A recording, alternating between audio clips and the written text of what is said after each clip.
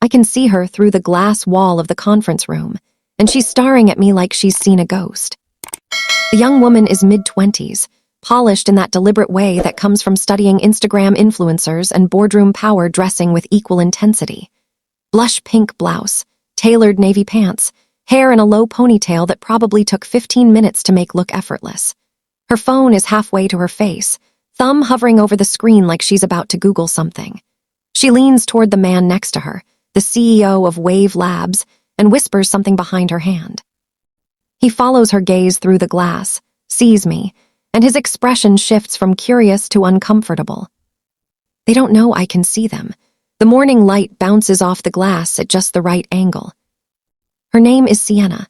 I know this because 3 weeks ago, my best friend Jenna sent me a screenshot of my ex-boyfriend's Instagram story.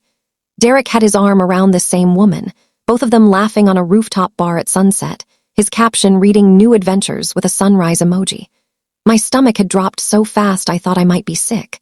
2 weeks after telling me I was getting too old for him at 35, Derek had already replaced me, upgraded me in his mind. Traded in the old model. And now, his shiny new girlfriend is in my conference room, about to pitch her PR firm to a startup board I sit on.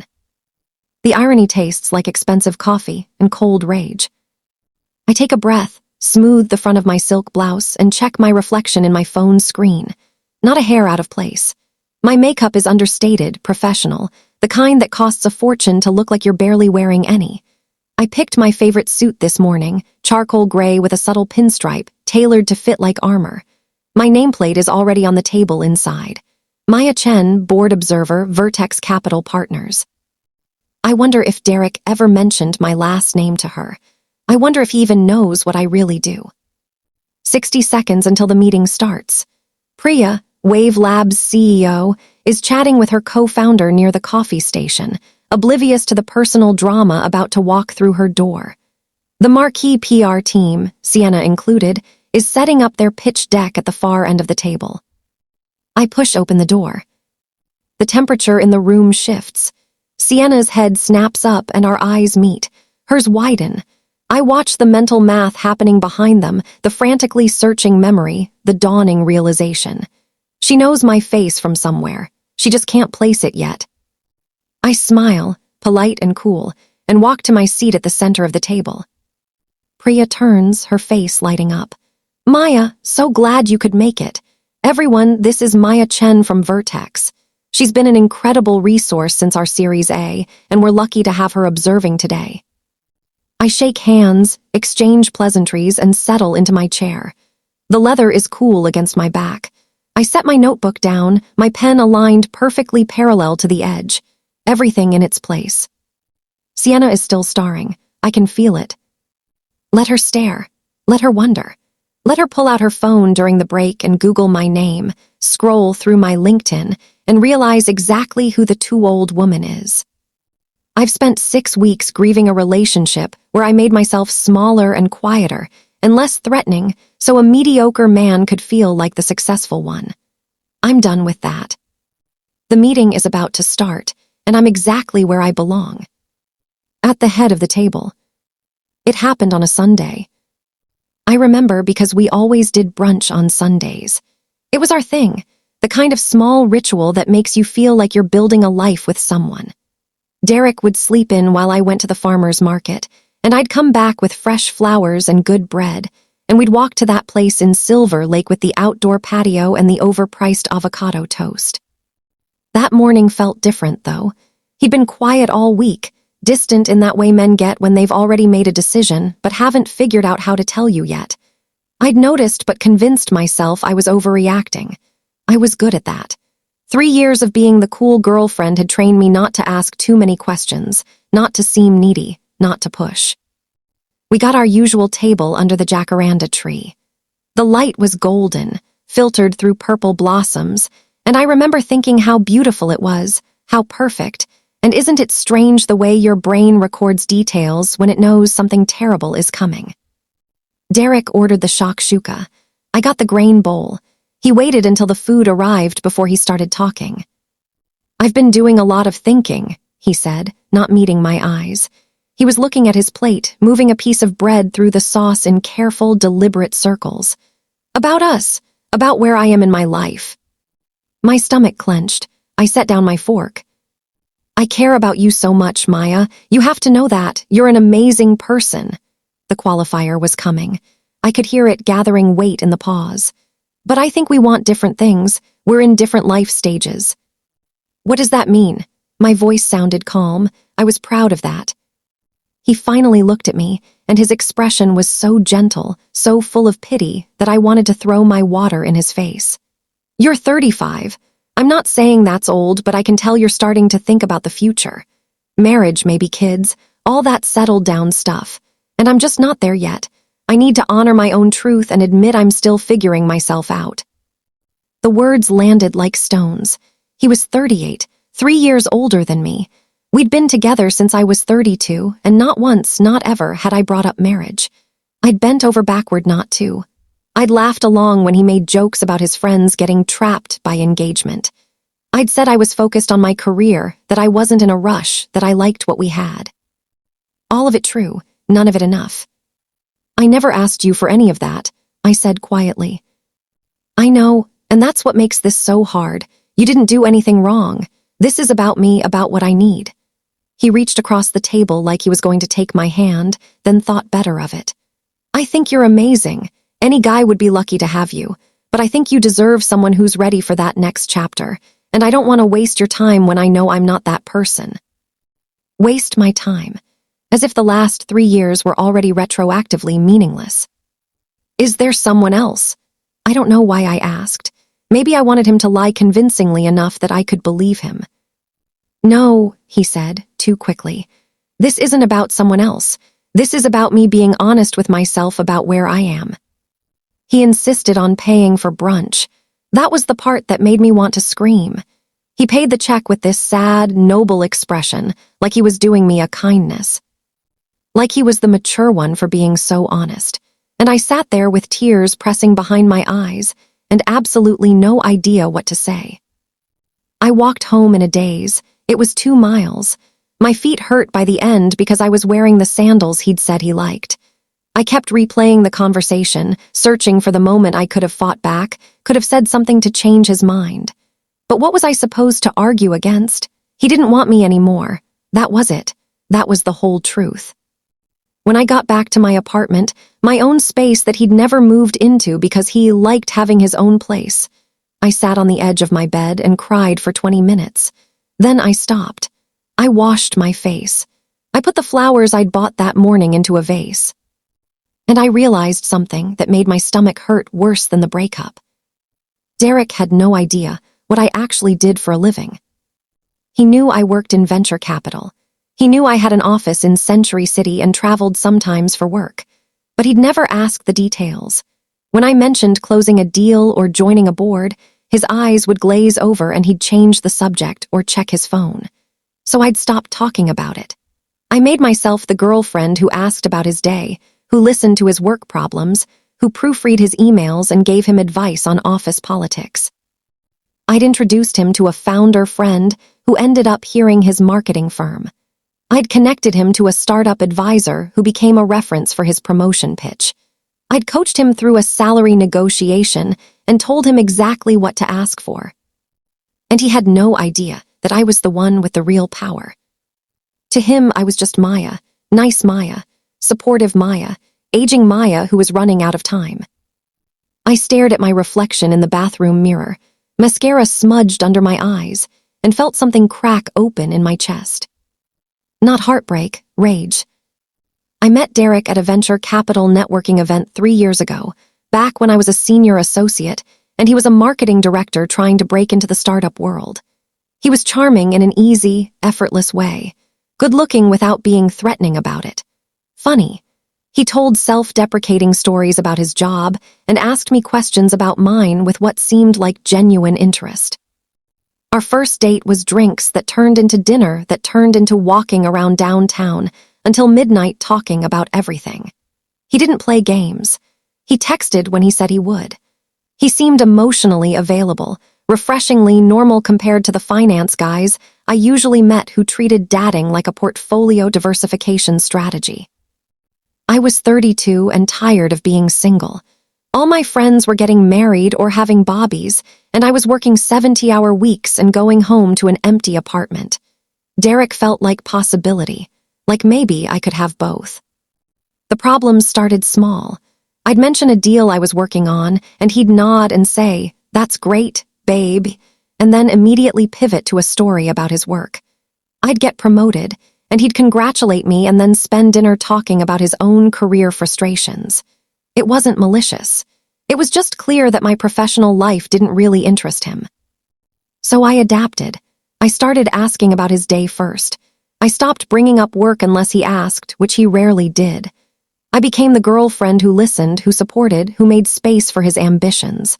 I told myself this was what mature relationships looked like. Not everything had to be 50-50 all the time. I was independent. I didn't need constant validation. But it went deeper than that. When I made VP at 33, younger than anyone else in my cohort, I came home excited to celebrate. Derek took me to dinner, but halfway through the meal he got quiet. Later, in bed, he said, "Do you ever worry you're getting too successful? Like that it might be intimidating." He said it like a joke, but his eyes were serious. I laughed it off.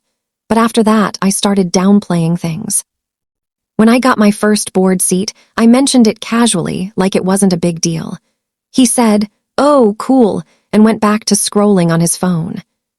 When a profile of rising investors in TechCrunch included my name, I didn't show him. I told myself he wouldn't care, that it would seem like bragging.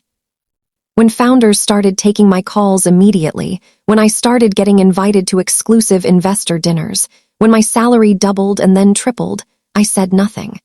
I lived in a nice apartment but not a flashy one. I dressed well but not ostentatiously. I never, ever made Derek feel like I outearned him, even though I did, by a lot. I remembered my mother's voice in my head, advice she'd given me in college. "Men don't like women who are too successful, Maya. You have to let them feel like the man. It's just how it works." I remembered my college boyfriend, sweet and smart, who broke up with me the week after I got into Wharton's MBA program. "I just don't think I can keep up with you," he'd said, like my ambition was a personal failing. I thought Derek was different. He worked in marketing in the startup world. He wasn't some fragile ego in a suit. He seemed confident, secure. But looking back, I could see the signs. The way he always picked up the check, even when I offered to split it, because he needed to feel like the provider. The way he introduced me to his friends as my girlfriend Maya, but never mentioned what I did. The way he bristled, just slightly, when a mutual acquaintance congratulated me on a deal in front of him. I made myself smaller to make him comfortable. I performed modesty. I pretended my career was just a job, not a vocation. I never corrected people when they assumed he was the more successful one. And still, it wasn't enough. At 35, I had more power, more influence, and more financial security than Derek would probably ever have. I sat on boards. I advised founders. I had investors twice my age asking for my opinion. My name meant something in rooms that mattered. But none of that counted in his eyes, because the only math he was doing was about my age and his freedom, and whether I was still the kind of woman he wanted to be seen with. 3 years. I gave him 3 years of emotional labor and professional advice and careful, calculated smallness. I introduced him to people who changed his career. I made him better at his job. I helped him negotiate a 20% raise. And he paid me back by telling me I was too old and walking away like I should be grateful for his honesty. I sat on my couch that first week after the breakup, numb and raw, and scrolled through my own LinkedIn profile like I was looking at a stranger. Board observer at 4 companies, advisor to a dozen more, VP at one of the most competitive venture capital firms on the West Coast, a network that included founders, executives, and investors who shaped entire industries. I had built all of that while making myself invisible in my own relationship. The worst part was that I'd done it to myself. Derek didn't demand I stay small. I just did. I folded myself up like origami because some part of me believed that was the price of being loved. And now I was 35 and single and wondering if I'd spent 3 years auditioning for a role I was never going to get. 2 weeks after the breakup, I was starting to feel almost normal. I'd thrown myself into work, taken on an extra board observation, said yes to every meeting. Staying busy was easier than thinking. I'd stopped crying. I'd stopped checking Derek's social media, which I'd been doing compulsively those first few days, hating myself for it but unable to stop. Then Jenna texted me. It was a Tuesday night. I was on my couch with a glass of wine and a pitch deck, wearing old sweatpants and a college t-shirt, my hair in a messy bun. My phone buzzed. I'm so sorry, but I think you need to see this. Then a screenshot.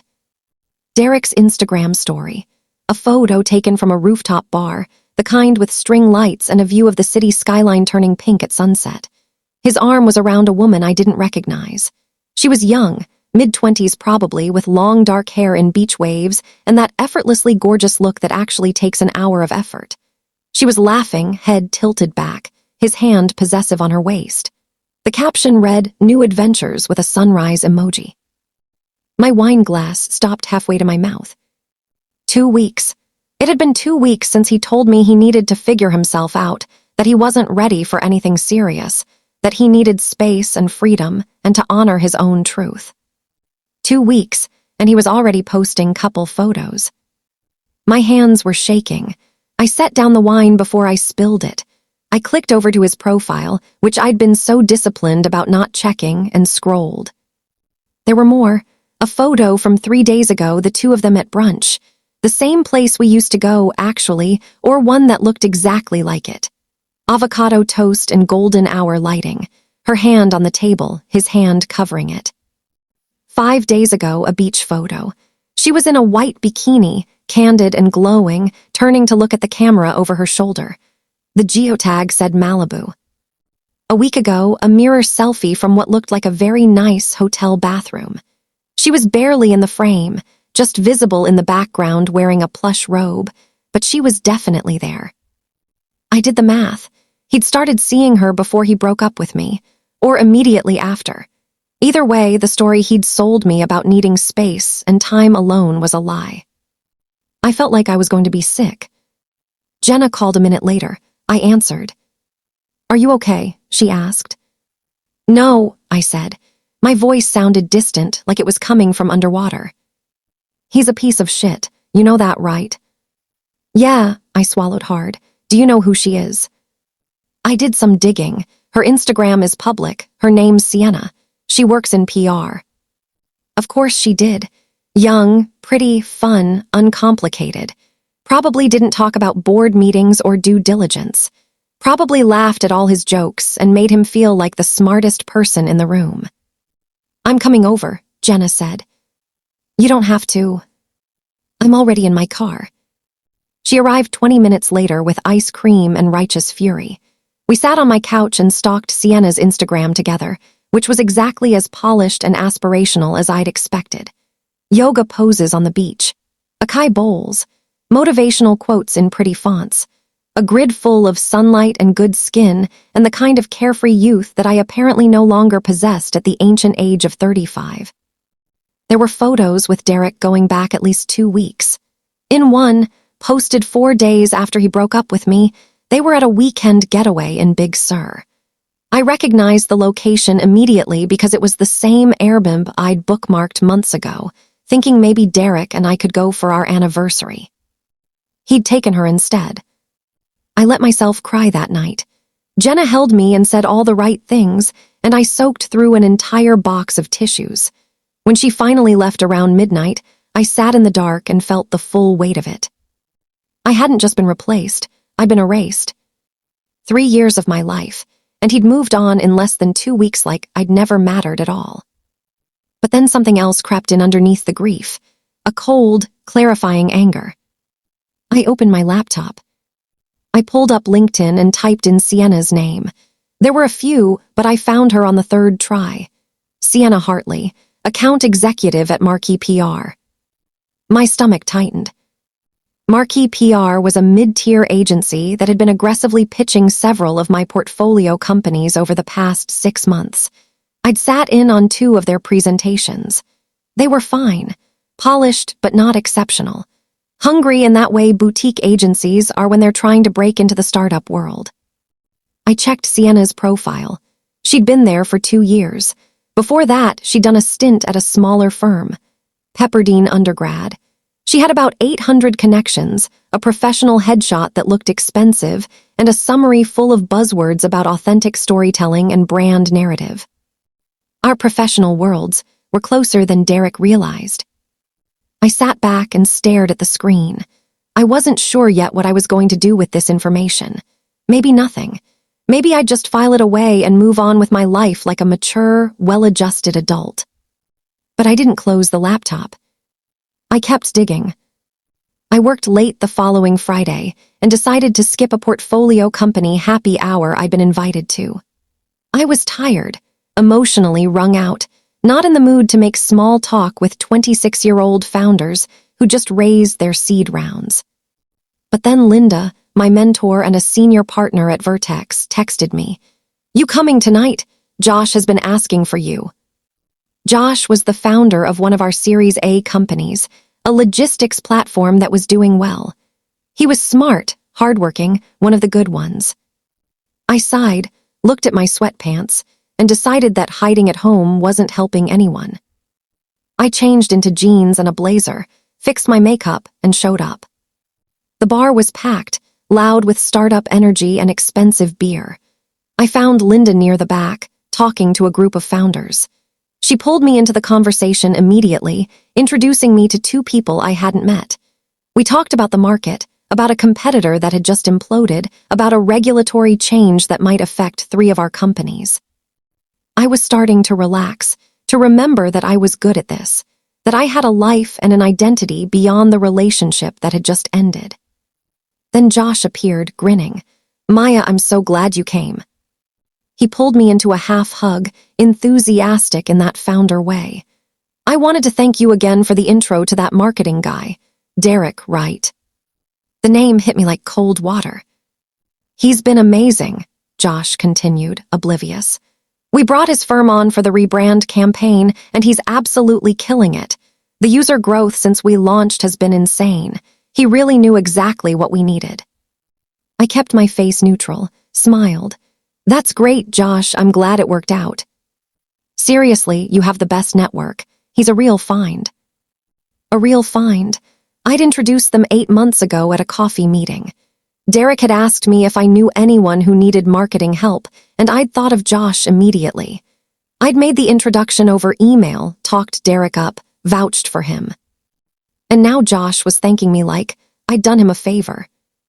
"He's single too, actually," Josh added, taking a sip of his beer. "We tried to set him up with our community manager last week. Didn't work out, but yeah, good guy." My smile froze on my face. "Single?" Derek had told Josh he was single. Not "I just got out of a relationship." Not "I'm taking some time." Single, like I'd never existed. Like 3 years of history could be erased with one word. "Oh," I said, my voice sounded strange. "That's nice." Josh kept talking, something about a campaign metric, but I couldn't hear him anymore. The noise of the bar was too loud, and there was a ringing in my ears. I excused myself, smiled, said I needed to check my phone, walked very calmly to the bathroom, locked myself in a stall, and stood there shaking. 3 years. I'd given him 3 years. I'd supported him, advised him, connected him to people who changed his career trajectory. I'd made him better at his job. And he was telling people he was single, rewriting history, erasing me like I was an inconvenient detail. The grief I'd been feeling all week crystallized into something sharper. I pulled out my phone and texted Linda. Hypothetically, if someone used a connection I provided to build their career and then publicly erased me, what would you do? Her reply came within 30 seconds. "I'd remind them who holds the keys to the kingdom, discreetly, professionally, lethally." I stared at the message. Then I looked at myself in the bathroom mirror. My eyes were bright, feverish. My jaw was tight. I'd spent 3 years making myself small for a man who didn't respect me. I'd hidden my power, downplayed my accomplishments, pretended to be less than I was. And for what? So he could feel comfortable. So he could dump me for being too old and move on without consequences, while I stayed quiet and gracious and invisible. I thought about Sienna, young and shiny, and probably completely unaware that Derek was a liar. I thought about Josh, crediting Derek for work that built on a foundation I'd laid. I thought about every time I'd bitten my tongue, every time I'd changed the subject when Derek's eyes glazed over, every time I'd made myself less so he could be more. I was done. I washed my hands, fixed my lipstick, and walked back out into the bar. I found Linda and pulled her aside. "I need your advice," I said, not hypothetically. We left the happy hour early and went to a quieter wine bar 2 blocks away. I told her everything. The breakup, the age comment, the new girlfriend, the erasure. Linda listened, without interrupting, her face getting progressively more disgusted. When I finished, she took a long sip of her wine and said, "What do you want to do?" "I don't know," I admitted. "Part of me wants to just move on, be the bigger person, let it go. And the other part wants him to face consequences for once in his life." Linda smiled. It wasn't a nice smile. "Then let's talk strategy." I spent the next week doing what I do best: research, analysis, mapping systems, and finding leverage points. I started with Derek. I pulled up his LinkedIn and studied it like a prospectus. He'd updated it recently, probably trying to impress Sienna. His title was Senior Marketing Director at Momentum Digital, a mid-sized agency that specialized in startup branding. He'd been there for 4 years. Before that, a series of smaller roles at agencies I'd never heard of. What caught my attention was the experience section. He'd listed himself as an advisor to 3 startups. I recognized all 3 names: Summit, Trellis, and one called Beacon. I'd introduced him to every single one. Summit was a founder I'd met at a conference. We'd gotten coffee, and I'd advised him informally on his seed round. Derek had mentioned he was looking for marketing clients, so I'd made an intro. They'd worked together for maybe 3 months. Trellis was one of Vertex's portfolio companies. The founder had asked me if I knew anyone who could help with a product launch. I'd suggested Derek. He'd done the launch campaign and sent a nice thank you note afterward. Beacon I didn't remember as clearly, but I searched my email and found it. I'd introduced Derek to the founder at a dinner party I'd hosted. They'd stayed in touch. On his LinkedIn, Derek had spun these into ongoing advisory roles. He'd written descriptions that made it sound like he was a strategic partner, a key player in their growth. It was technically true, but it was also a lie of omission. He'd built his professional brand on a network I'd provided, and he'd never once credited me. I pulled my own sent emails. I had receipts. Every introduction, every recommendation, every piece of advice I'd given him over 3 years. I'd proofread his pitch decks. I'd coached him through salary negotiations. I'd told him exactly how to position himself in the startup world because I knew that world intimately. I wasn't surprised to find the evidence. What surprised me was how angry it made me. Next, I looked at his company, Momentum Digital. I pulled up their website, their client list, their leadership team. Then I cross-referenced it with Vertex's portfolio. And there it was. Momentum Digital was majority-owned by a holding company called Strata Ventures. Strata Ventures was one of our portfolio investments. We'd led their Series B 3 years ago. I wasn't the principal on that deal, but I knew the company. I'd sat in on update calls. Which meant, in a roundabout way, Derek's employer was connected to my firm. I leaned back in my chair and pressed my fingers to my temples. This wasn't direct oversight. I couldn't fire Derek or tank his career with a phone call, but it meant our professional worlds were more entangled than he knew. It meant I had access to information. It meant I wasn't powerless. Then I looked at Sienna. Marquee PR, where she worked, had been pitching 3 of my companies in the past 2 months. I pulled up the notes from the meetings I'd attended. They were competent, not the best, not the worst, still in the running for 2 of the contracts. One of those contracts was with Wave Labs, a Series B company where I'd just been invited to observe board meetings. The CEO, Priya, had specifically asked for my input on vendor selection. The pitch meeting was scheduled for 3 weeks from now. I sat at my desk and looked at the calendar, at the spreadsheet of connections, at the email chains that told the real story of Derek's rise. I wasn't planning sabotage. I wasn't going to lie or manipulate or play dirty. But I was done protecting him. I was done hiding my own role in his success. I was done being invisible. I opened a new document and started writing down names. Founders Derek claimed to advise, companies he listed as clients, people in my network he'd accessed through me. Then I made a second list. Upcoming meetings where our paths might cross. Board observations where his company or Sienna's might be involved. Professional contexts where the truth might naturally surface. I didn't have a plan yet, not exactly. But I had information. I had access. I had a network that respected me. And I had nothing left to lose.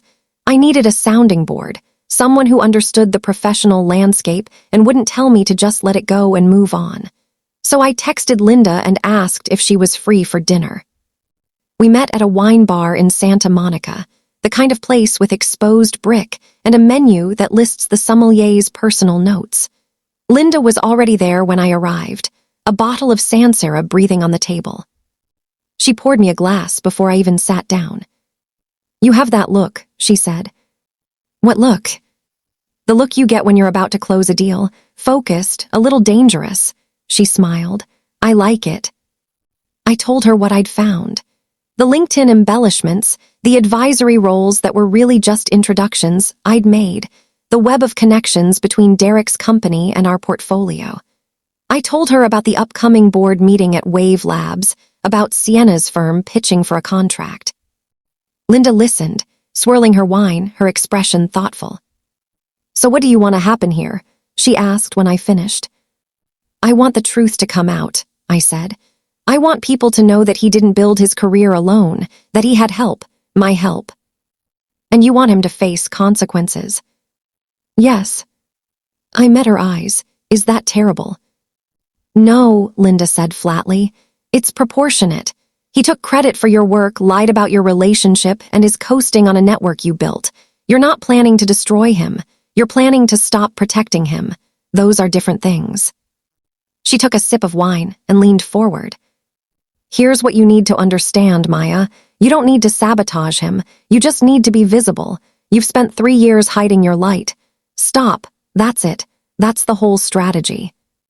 "What does that mean, practically?" "It means you show up. You stop letting other people take credit for your work. When someone thanks Derek for an introduction you made, you correct the record. Politely, professionally, but clearly. You update your LinkedIn. You accept those speaking invitations you've been declining. You go to the meetings you usually skip. You let people see who you actually are." She pulled out her phone and opened her notes app.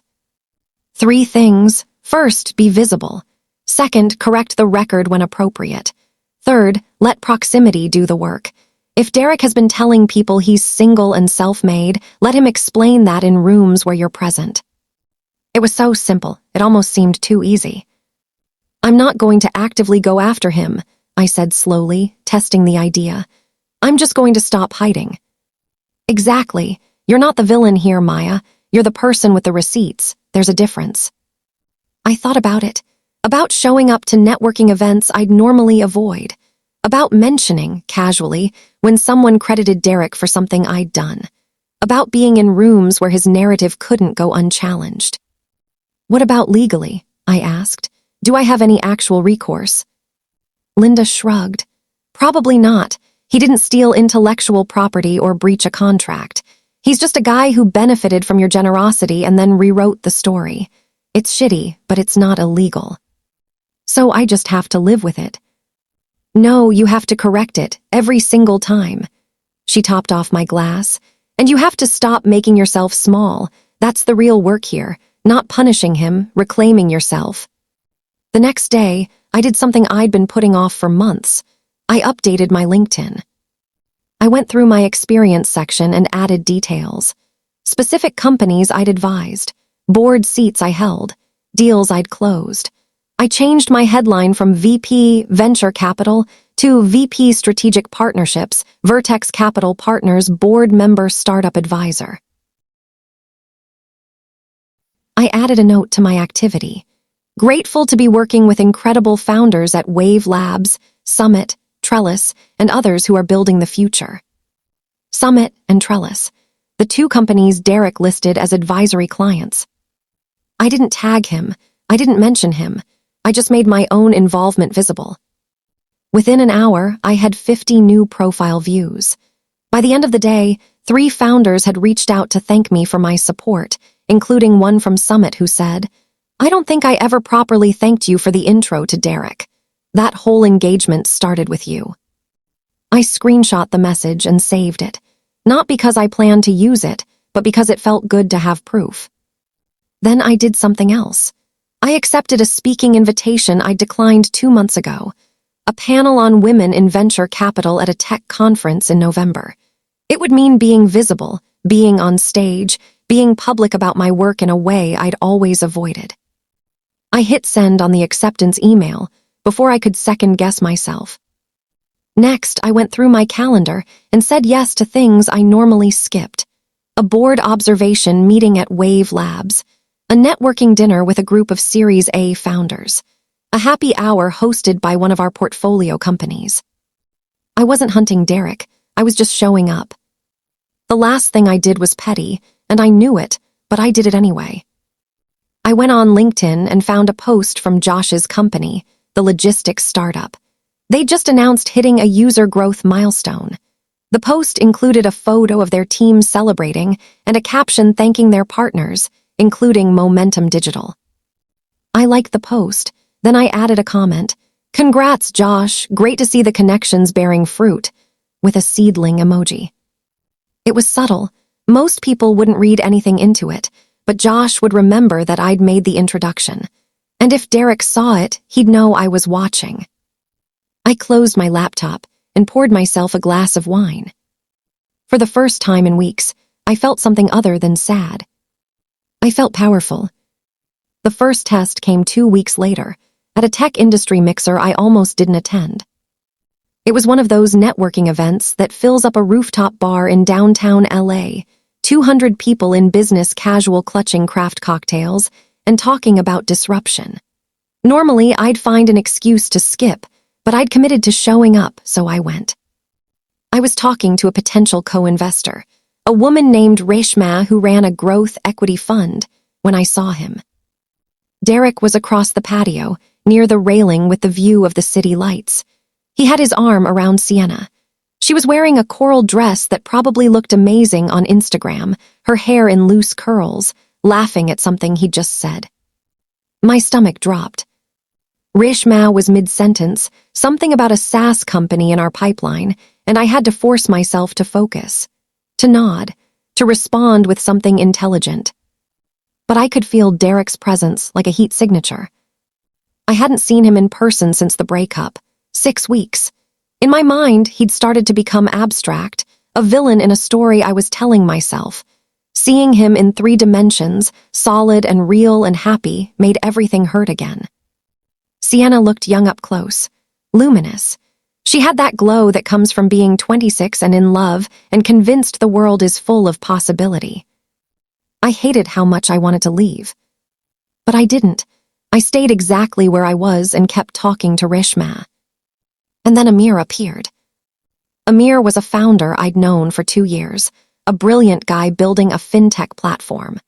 We'd met when he was raising his seed round, and I'd introduced him to 3 investors, including one who ended up leading his Series A. He just closed his Series B, and I'd been on the term sheet review call with Vertex's investment committee. He spotted me from across the patio, and his face lit up. "Maya." He cut straight through a conversation Derek was having with 2 other guys and came directly to me. I saw Derek turn, following Amir's trajectory, and then freeze when he saw me. Our eyes met. I watched the color drain from his face. Maya, I didn't know you'd be here, Amir said, pulling me into a hug. This is perfect. I wanted to thank you for that term sheet call last week. The way you walked the committee through the unit economics was brilliant. We closed this morning. That's incredible, Amir. Congratulations. I'm serious, you saved that deal. The committee was nervous about our burn rate, and you reframed the whole conversation.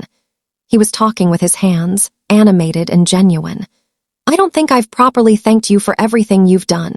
The intros, the advice, showing up at every board meeting. You've been a real partner. Rishma smiled. You have a fan. Maya's the best, Amir said. Half my cap table exists because of her. I felt a warm flush of pride. This was my work, my network, my reputation. And Derek was 10 feet away, listening to all of it. Amir glanced past me and noticed Derek. Oh, hey, Derek, right? We met at that thing in March. Derek managed a smile. It looked painful. Yeah, hey. You two know each other, Amir asked, looking between us. The question hung in the air. I could have said yes. I could have said we used to date. I could have made it easy for him. Instead, I said, very calmly, we've met. Derek's jaw tightened. Sienna was watching now, her expression confused. Small world, Amir said, oblivious. Anyway, Maya, I'm going to grab another drink, but we should catch up properly soon. Dinner. I'd love that. He hugged me again and walked off. Rishma excused herself a moment later to take a call, and I was left standing alone, pretending to check my phone. I could feel Derek staring at me. I didn't look up. After a moment, I heard his voice. Maya. I glanced up, my expression neutral. Derek. Sienna was right next to him, her hand in his, looking between us like she was trying to solve a puzzle. I didn't know you'd be here, he said. I'm here a lot, I said. It was true. These events were part of my job.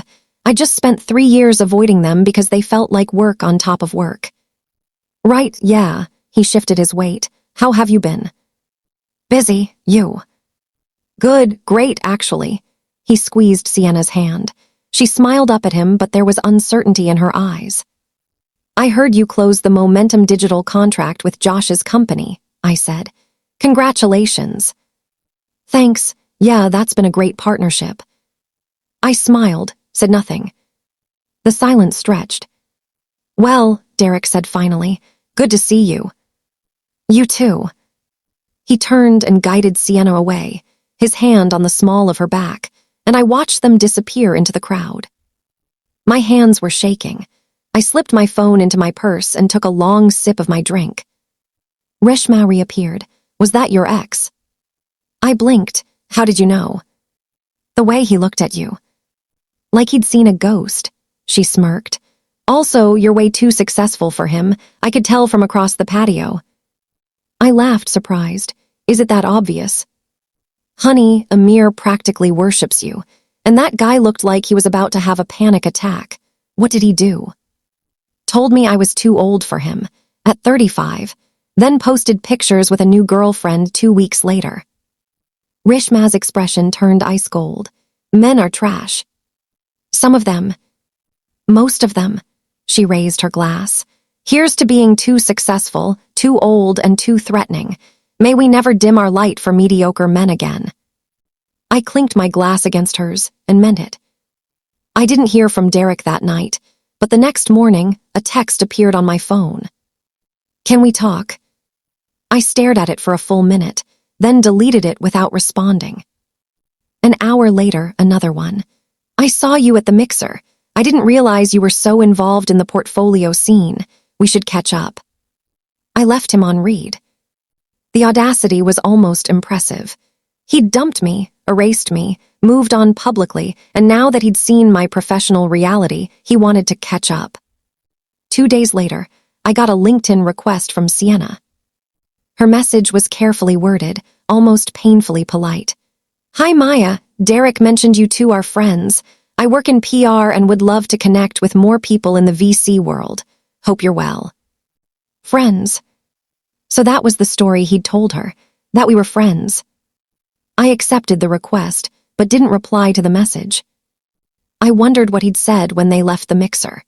How he'd explained who I was, why Amir had been so effusive, why I'd been standing in that room with the kind of ease that comes from belonging. I wondered if Sienna had asked questions. I hoped she had. A week later, the calendar invitation appeared in my inbox. A board observation meeting for Wave Labs, the Series B startup where Priya had asked for my input. The agenda included vendor presentations for 2 contracts, a PR firm and a marketing agency. I opened the attachments. Marquee PR was pitching, so was Momentum Digital. Derek's firm, Sienna's firm, both in the same meeting. And I'd be sitting at the table. I stared at the invitation for a long moment, my heart beating faster. This was it, the collision I'd known was coming. I could decline. I could recuse myself, claim a conflict of interest, let someone else handle the meeting. It would be the safe choice, the professional choice. But I was done playing it safe. I clicked accept on the invitation. Then I opened my closet and picked out my favorite suit, the charcoal gray one with the subtle pinstripe that made me feel like I could buy and sell entire companies. I took it to the dry cleaner. I booked a hair appointment for the morning of the meeting. I went through my notes on Wave Labs, their growth trajectory, their market position, the kind of vendor partnerships that would actually serve them. I wasn't going into that meeting to sabotage anyone. I was going in to do my job. If Derek had exaggerated his credentials, that would come out under scrutiny. If Sienna's firm was the best fit, I'd say so. I wasn't going to lie. I wasn't going to shade the truth or play games. I was just going to show up as myself, fully, visibly, with all the power I'd spent 3 years pretending I didn't have.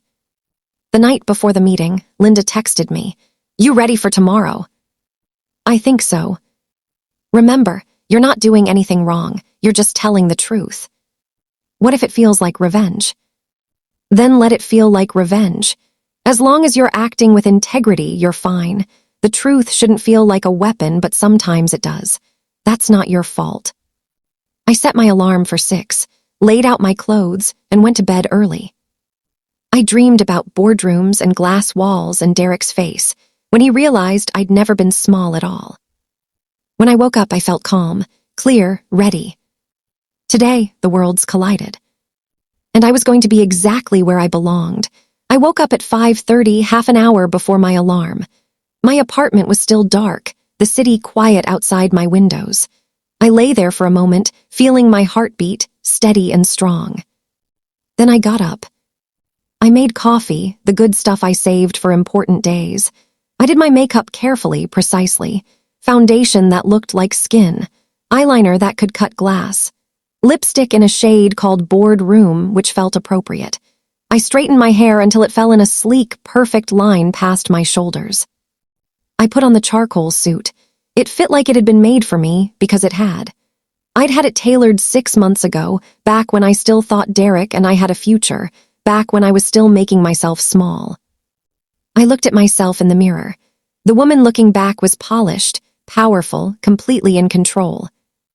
I barely recognized her. I grabbed my bag, my notebook, my phone, and headed out. The Wave Labs office was in Culver City, a converted warehouse with exposed beams and too many plants. I arrived 20 minutes early. Priya was already there, setting up the conference room, and she looked relieved when she saw me. "Maya, thank you for coming. I know you're busy." "Of course, happy to help." The conference room had glass walls and a long table made of reclaimed wood. My nameplate was already set up at the center of the table. Maya Chen, board observer, Vertex Capital Partners. I took my seat and opened my notebook. Priya brought me coffee without asking, remembered I took it black. The marquee PR team arrived first. 3 people, led by a woman in her 40s named Diane, who I recognized from previous pitches, and Sienna. Sienna looked nervous.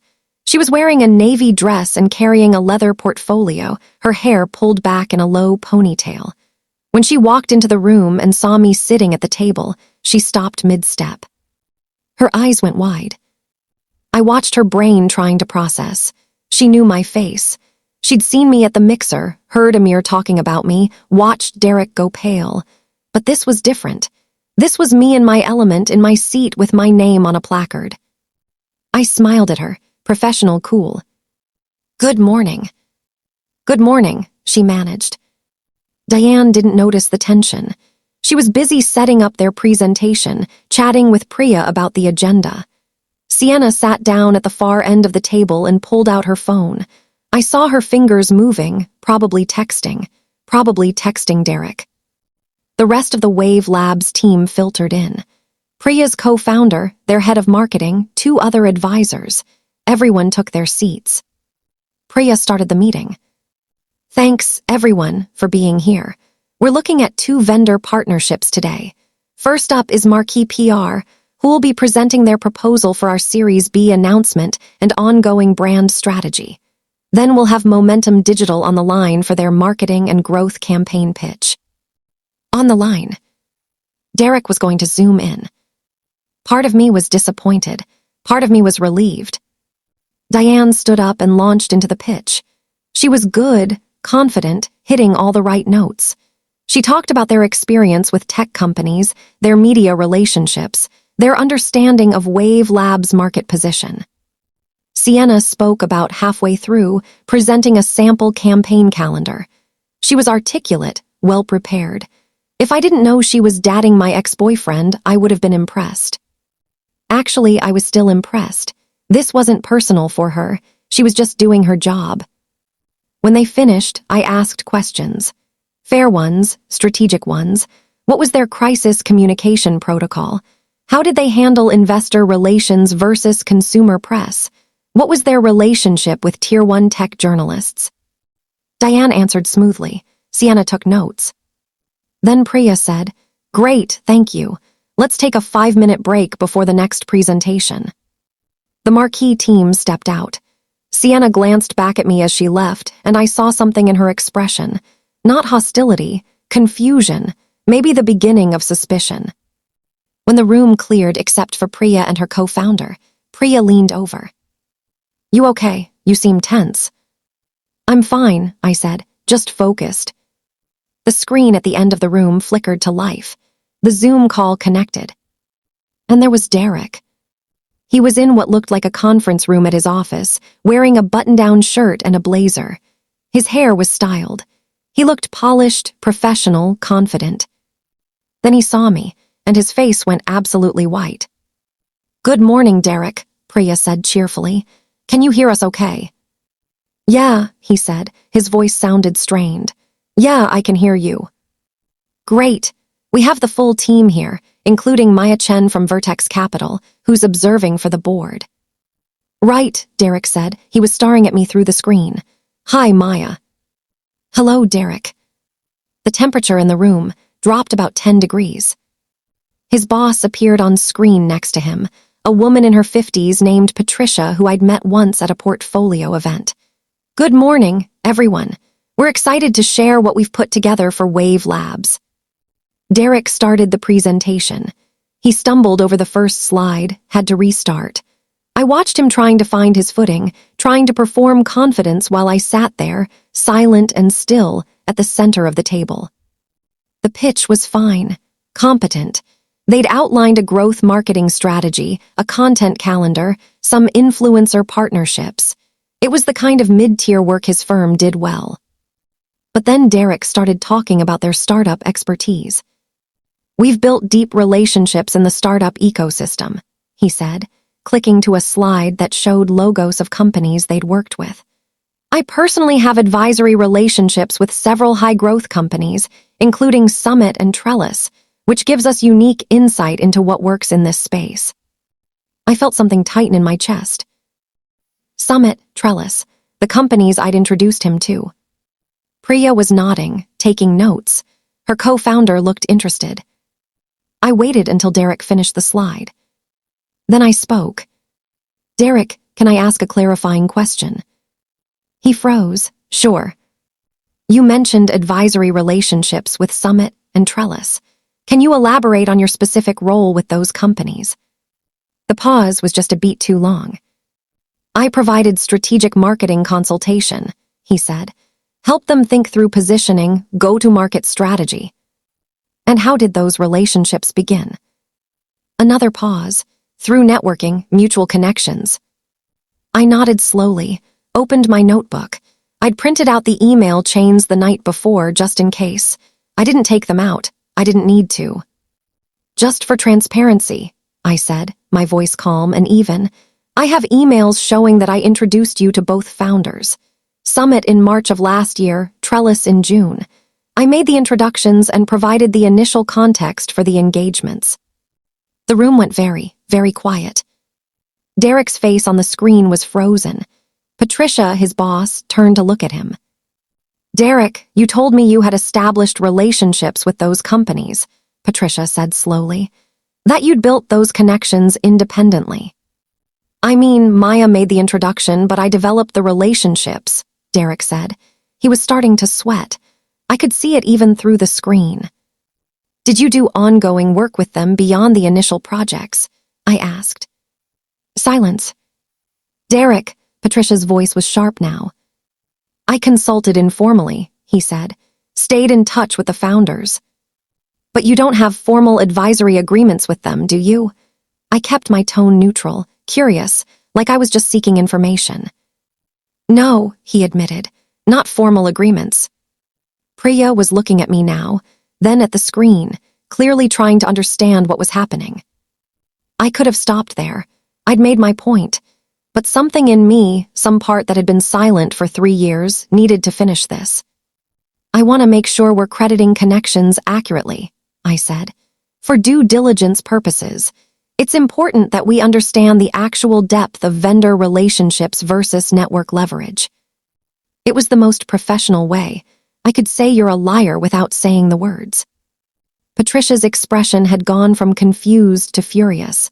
We'll need to follow up on this internally, she said, her voice clipped. Priya, I apologize for any confusion. We'll clarify our relationship history and get back to you. That would be appreciated, Priya said.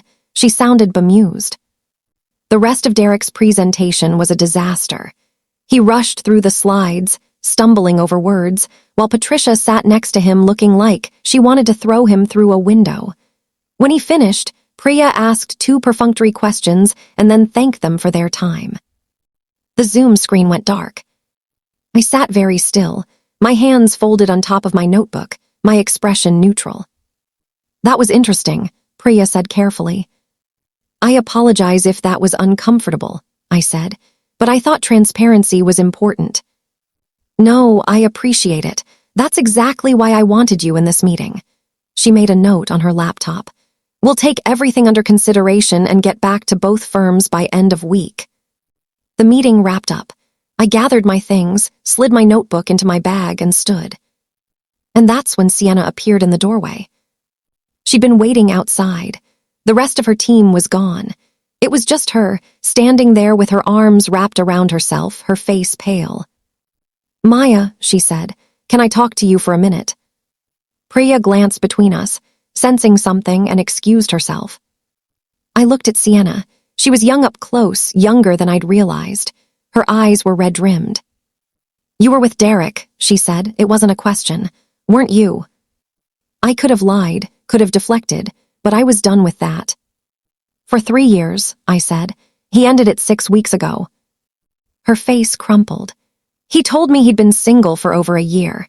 He said his last relationship ended a long time ago, that it was mutual, that they were just in different places. Of course he did. I'm sorry, I said, and I meant it. I'm sorry you're finding out this way. He said you were a friend. After the mixer, I asked who you were, and he said you were just someone he knew professionally. She was crying now, tears sliding down her cheeks. He's been lying to me. Yes, I said simply. About you, about the companies, about everything. I didn't respond. I didn't need to. She wiped her eyes with the back of her hand, smearing her mascara. I'm so stupid. You're not stupid. He's a good liar. How did you find out about me? Instagram. 2 weeks after he broke up with me, a friend sent me screenshots. Oh my God. She pressed her hands to her face. We were together before he ended it with you, weren't we? I'd suspected, but hearing her confirm it still hurt. Probably, I said. I didn't know. I swear to God I didn't know. I believe you. She looked at me, this young woman who'd been lied to just as much as I had, and I felt an unexpected wave of sympathy. For what it's worth, I said, you did a good job in there, your pitch was strong. She laughed, a broken sound. Thanks, not sure it matters now. It matters. This is your career. Don't let him mess that up too. She nodded, wiped her eyes again. Thank you for telling the truth. In the meeting, I know that was probably hard. It was necessary. She took a shaky breath. I need to go, but thank you, really. She turned and walked away, her heels clicking on the polished concrete floor. I stood in the empty conference room for a moment, my reflection staring back at me from the glass wall. Then I picked up my bag and left. The fallout was swift. Within 48 hours, Priya emailed me. Thank you for the transparency in yesterday's meeting. After internal discussion, we've decided to go with a different vendor for both contracts. I appreciate your diligence. Derek's firm didn't get the wave deal. Neither did Sienna's, but that was collateral damage. Priya had decided to go with larger, more established agencies. I felt a small pang of guilt about Sienna, but she'd be fine. She was talented. She'd recover. Derek wouldn't recover as easily.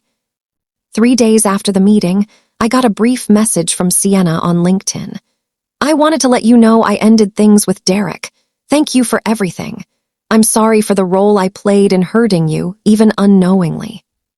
I replied, you have nothing to apologize for. I wish you the best. A week later, I heard through Josh that one of the startups Derek had listed as an advisory client had quietly removed his name from their website. The founder had reached out to me, asking casually what Derek's actual involvement had been. I told the truth. I made the introduction.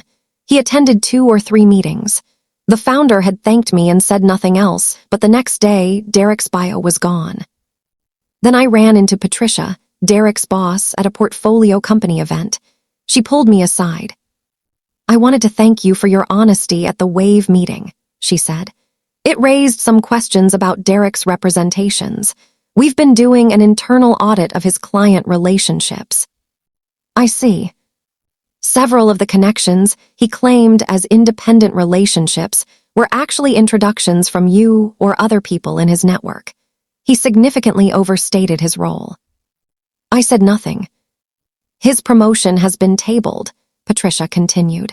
We're reevaluating his position in the firm. I appreciate you letting me know.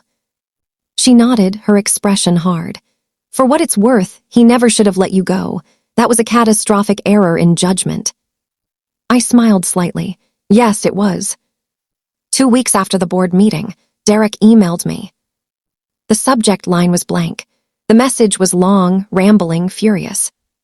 He accused me of sabotaging him out of spite, called me vindictive, bitter, unable to move on. Said I'd ruined his career because I couldn't handle being dumped.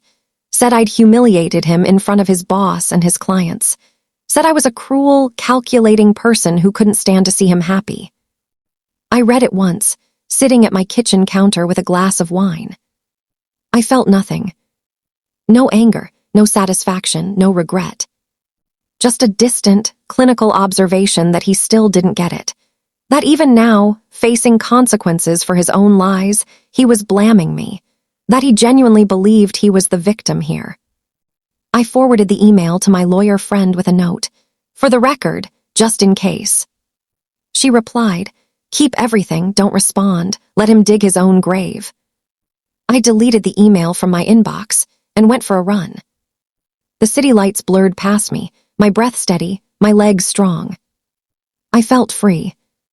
3 months later, everything was different. I'd been promoted to principal at Vertex Capital. It came with a corner office, a significant raise, and a seat on the investment committee. Linda had championed me, but I'd earned it. I'd closed 2 major deals in the quarter, brought in a competitive Series B, and built relationships with founders who were now actively seeking my involvement. I was on 4 boards now, I'd stopped counting the advisory roles. I'd also stopped making myself small. I went to every networking event. I spoke on panels. I updated my LinkedIn regularly. I corrected the record when people misattributed my work. I introduced myself with my full title and didn't apologize for it. And the strangest thing happened. People loved it. Founders sought me out. Other investors wanted to collaborate. Women in the industry started reaching out, asking for mentorship, telling me they'd heard I was someone who made space for others. I started a monthly dinner for women in venture capital, explicitly designed to help them build the kinds of networks I'd kept hidden for too long. I also started dating again. His name was Nathan. He was a founder I'd met through work, someone whose Series A I'd advised on but hadn't invested in.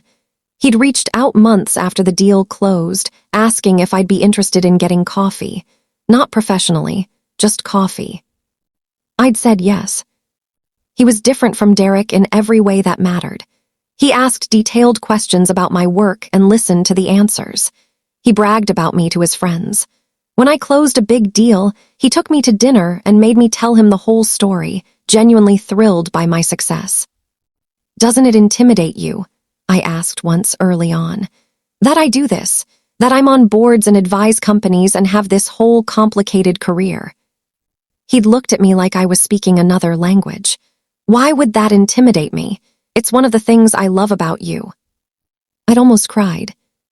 We'd been seeing each other for 6 weeks now. It was early, but it was good. Uncomplicated in all the ways that mattered. I thought about Derek sometimes. Not often, not with anger. I heard he'd left Momentum Digital, moved to a smaller firm.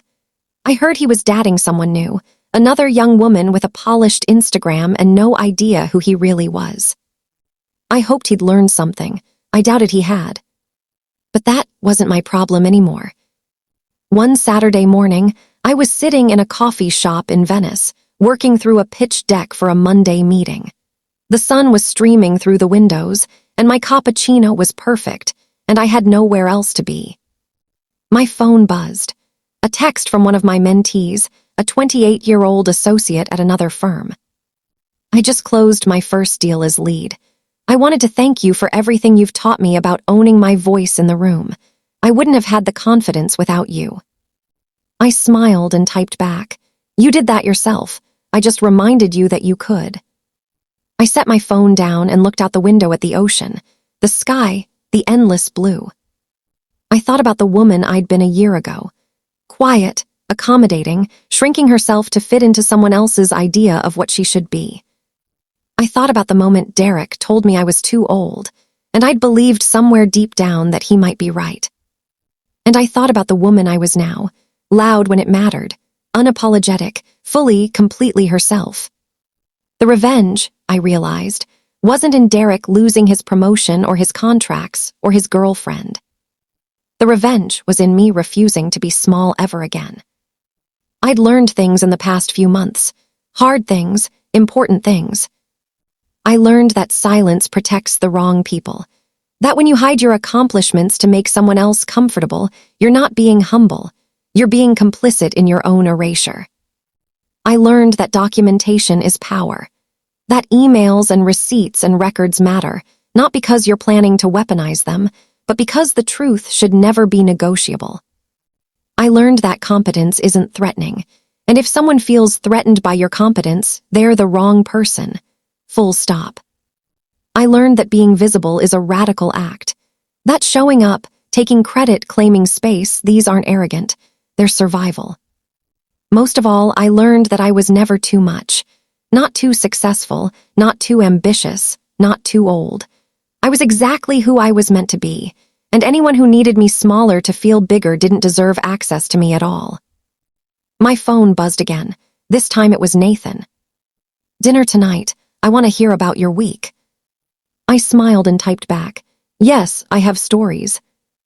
I finished my coffee, packed up my laptop, and walked out into the sunshine. Somewhere out there, Derek was probably still telling himself he was the victim, that I'd sabotaged him, that I was bitter and vindictive and unable to move on. Let him tell that story. I had a better one. If you're listening to this right now, maybe at your desk or on a walk or lying in bed at 3 in the morning wondering if you've made yourself too small for someone who never deserved it, I want you to know something. You're not alone. I see you. I've been you. And you're not too much. You're not too ambitious. You're not too successful or too loud or too anything. You're exactly enough. The people who love you won't need you quiet. They'll hand you the microphone. Drop a comment and tell me where you're listening from. Tell me your story if you want to share it. Tell me the moment you decided to stop shrinking. And if this story resonated with you, if it made you feel seen or angry or hopeful or all of the above, hit that subscribe button. Hit the notification bell. Share this with someone who needs to hear it. Because we're not done, we're just getting started. You deserve people who celebrate you. You deserve to take up space. You deserve to be exactly who you are at full volume without apology. And if someone tells you you're too old or too much or too anything, believe me when I tell you this. The problem was never you. It was always them. Now go reclaim your power. I'll be here, cheering you on.